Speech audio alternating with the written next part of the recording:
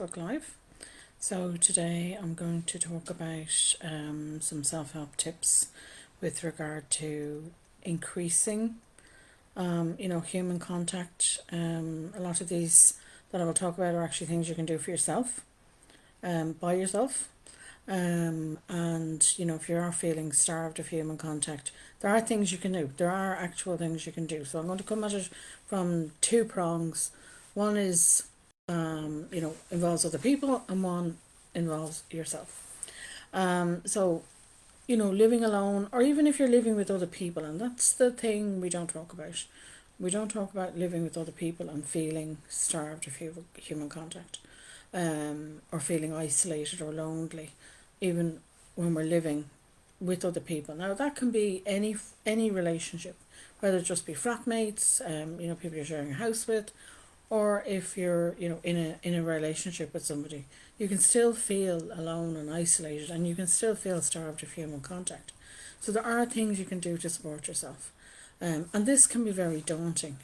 Particularly living alone for the first time can actually be very daunting. If you're heading off to college, maybe or university in next September, because we're coming up to the end of May now. And a lot of people will be heading out after the summer holidays to go to college, and they'll be living on their own for the first time. Or if this is just something that you've been either forced into, or you've had to make an adjustment to living alone, it can cause a bit of an identity adjustment. The start is all exciting, and there's things you need to do, but it can also be overwhelming and scary, and it's okay to acknowledge that, because it can be an emotional roller coaster, and at times it can feel very isolating, and you can feel starved of human contact. It's normal to actually grieve too at this time, if it's something that you're doing for the first time, feeling that grief, that moving away. And as I said, it's an identity adjustment. So one of the questions people ask is, how can I cope? How can I cope with doing this? We can be very good at sorting the practical out, the bills, getting the furniture, getting whatever we need, getting the basic things that we need to actually start living by ourselves, all the practical things. And then we move in and we get sorted and we get settled, and we might stumble a little bit, but in general, things can work out fine, that initial move. But then over a little bit, a few weeks go by, we're getting settled, there's an impact to our mental health, particularly the longer term. And I'm not talking about long term as in years, I'm talking about months, even coming up to, say, if you are moving into college or university, and coming up to Christmas. So give yourself 2-3 months. The excitement is starting to wane. It's impacting you a bit more what's happened. This adjustment has happened. So it does impact, living on our own does impact our mental health. So even if you do everything and you join groups, you continue making contact and meeting up with family and friends, you can still find yourself coming home to an empty house. Even if you are living in digs, even if you are living with other people in an apartment or in, housing, if you can still find yourself, everybody's doing their own thing, everybody has different times, so you can still find yourself coming in at times to an empty house, or it can feel like you're coming home to an empty house. And we can feel starved of human contact, that face-to-face interaction, but in particular touch, human touch. We are social creatures. We need that physical contact. We need that interaction, the face-to-face interactions, for our mental health. The handshakes, the pats on the back, the hugs in particular. The only thing I'd say there is, please be mindful and stick to guidelines, because there are still guidelines available, and the people have to follow. The point being, human contact and human touch is something we can't actually do without. It feeds a basic human need that we have for our very survival. So what happens, if for one reason or another you are feeling starved of human contact. You are feeling starved of human touch. How can you offset feelings of isolation and loneliness? And that's the point of today's video. That how can I do that? How can I do that for myself? The first, I suppose, the first attack point, or the first prong of the way I would attack this, is to make sure that you have your positive support network in place. I've talked about this before, I've done videos on this before, but it is very, very important that everybody have, support networks in place for them. It's more than the people that just support you, i.e. it's more than your parents, it's more than your family, your friends. It can include informational support and resources, or how to access support that you might need. So, this could include your main doctor. Maybe there's a consultant or a team that you're involved with, you need in terms of supporting your physical or mental health in a hospital. Your college, as I said, university, your church, if you're religious, your church can be important to you. A therapist, if you need one, are all people that can give you support on a variety of levels that we all need. So having that strong, positive support network does help stave off the loneliness. It helps to minimize that feeling of isolation, and it helps us to meet that basic need of human contact. It can also help reduce the inner critic, that negative or cognitive distortions that we have going on up here, that can push us to stay or move into isolation, to move towards isolation. Can also help build your self-esteem and your confidence, your self, your compassion towards yourself, which is vital, and then your compassion for others, but also to, as I said, to stave off that loneliness. So it's important that that's the first step, or one step that you can take. You can then come at it from, a second point of view and increase your own sense of human touch, because our own skin, it covers all our body and it's the largest organ we have.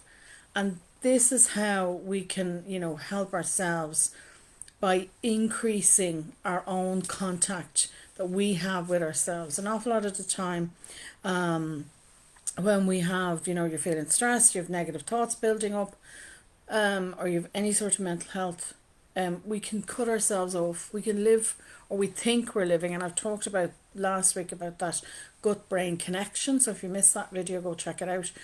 It's important, but we think we're living from here up, and we cut off the body. The body is really, really important, and if you want to, and you're feeling starved of human contact, human touch, then it's important that you reconnect with your body. That's what I'm going to talk about next. So increasing your sense of touch and the smell. You can use your senses to self-soothe yourself. So if you are feeling stressed, if the negative thoughts are kicking off, pick up some hand lotion, easy to carry around in a bag, put it in your car, whatever you have, some sort of hand lotion, and just rub it into your hands. It's something we would do. We would rub hand lotion in, so it's not something that's going to draw too much attention. But if you can focus on those sensations of the hand-to-hand contact and the sense of smell, this can be a really healthy way of distracting yourself, to rebalance yourself, to recenter yourself and calm yourself down. You can practice it on the go while you're waiting for an appointment, for a meeting to start, for a class to start. It's a good way of doing it. The other thing you can do is rub body lotion in after a long soak in the bath. Bonus, if you are living on your own, is nobody's waiting to use the bathroom. So that is a bonus. So you can have a nice relaxing soak in the bath, something nice, smell, something smelly in the bath, and you can, sense of, really ignite that sense of smell, and then relax the muscles down. And again, you're increasing your awareness of the sensations touching your body, and in doing that, you're making that reconnection between the head and the body. Self massage, You know, it's a great thing to do, massaging out a tense area. If you're stressed, you probably might find that, you know, you hold your tension in your shoulders or along the jawline. So, you know, massaging out that area wherever you feel you're tense. Now that does take a level of awareness of where am I holding the tension in my body. You have to be more aware and get in touch with where am I holding that tension in my body. So then you can actually use a tennis ball. I have a handheld massage device that I use for physiotherapy. For myself, it's pretty good. But you know, be careful. Seek, you know, advice from your doctor first, or if you're with a physio, please seek their advice. They'll probably already have and be able to recommend you know, a handheld device that you can use for yourself. But massaging the area will decrease the tension, as I said. It's going to actually, you know, help also soothe you as well, and help you know, calm the stress, calm you down, calm the anxiety and that. It's important though that you don't apply too much pressure, and sometimes you might need advice on this from, as I said, from your physio or your doctor. Um, make sure not don't apply too much pressure. Sometimes it can be easier to do a self massage than have somebody else doing it for you, but it is an idea. You know, go get a massage, and you can build up the intensity on the area slowly over time if you need to. Another simple thing to do if you want to avoid any of that would be have a duvet day. You know, recommended. You know, wrap yourself up in a blanket or a duvet, and you know, just snuggle down right into it. Wrap your arms around yourself. Give yourself a hug. You know, give yourself a hug for about 30 to 60 seconds, and then just breathe and relax. But it's okay to do that. You know, wrap yourself up. You're snuggling down like you would as a baby, you know, snuggling into that duvet, and it can be really self-soothing.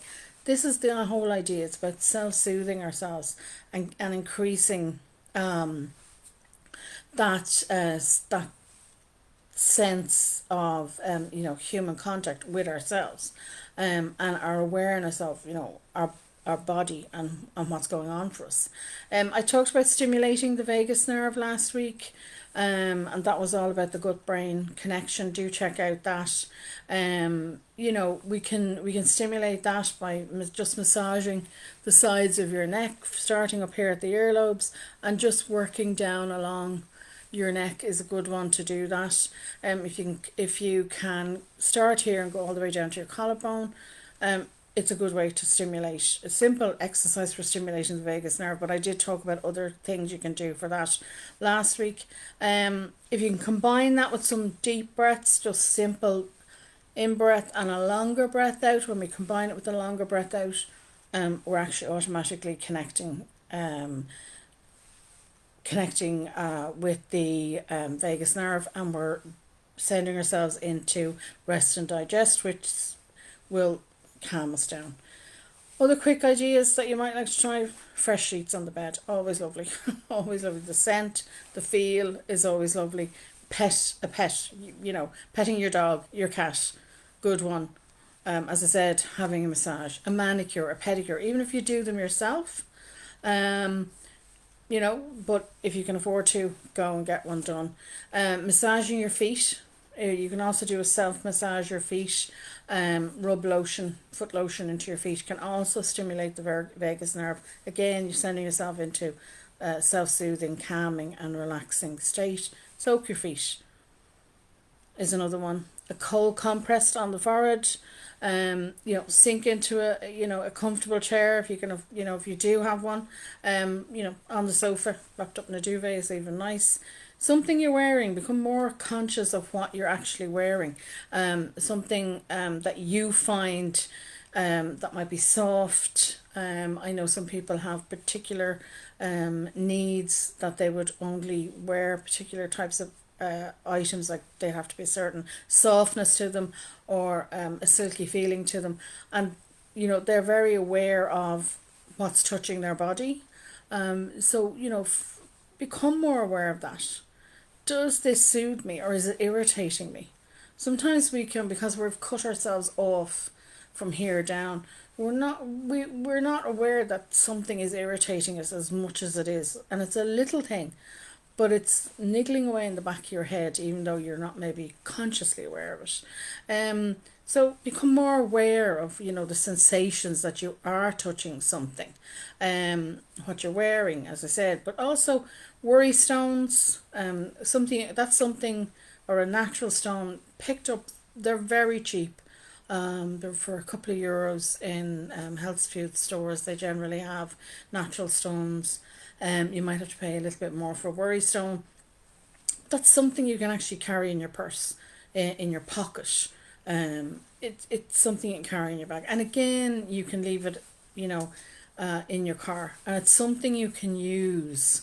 And I've talked about this before. It is something that we can use. You rub it, and it is something you start focusing on the sensation of rubbing it. You're increasing your sensation of human touch, but you're also just using a healthy means of distraction rather than reaching for something else. Arts, crafts, anything like that, the messier the better, all good. Even painting a piece of furniture, anything at all that you can do with arts and crafts is great. Even cleaning is great. Becoming aware of the sense that you're what are you breathing in? What can you smell? What's the feel of the brush in your hand? What's the feel of the hoover in your hand? The cloth. If you're washing dishes, what does it feel like? Start concentrating on what do things actually feel like. Do you like them? Sometimes we don't recognize that we actually like how something smells, how something feels. So think about that. Jigsaws, completing games, brushing your hair, and body brushing is another thing.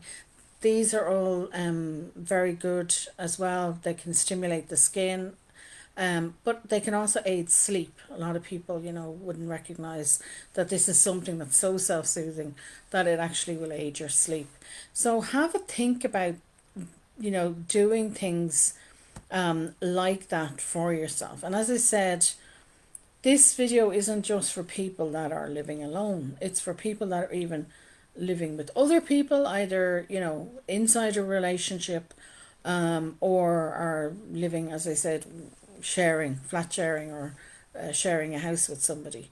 But we don't talk about that. We don't talk about the feeling of aloneness that we can actually have within a relationship. And there can be multiple reasons why we feel alone within a relationship, and some of the reasons may be accounted for by a broken relationship with others that we've had in the past. That maybe that the other person, they have something going on. But whether the relationship has issues or not, you do need the support of a therapist there if you're feeling that alone and isolated within a relationship, particularly within an intimate relationship. Tackling aloneness, isolation, feelings of loneliness can be quickly resolved in therapy. So do reach out. And if you can persuade if you are in an intimate relationship, persuade your other half to go to couples therapy, it can be resolved. But don't, if the other person doesn't want to go to therapy, don't let that stop you going and reaching out for help, because a lot of times when we can resolve something within ourselves, it's like a ripple effect. We can help the relationship as well. So I'll leave it there. As always, if you have any questions, I'm happy to answer them. If you wanted a particular video done or particular topic covered, let me know. I'm always happy to help. And I will talk to you all next week. Be safe, and I'll see you then.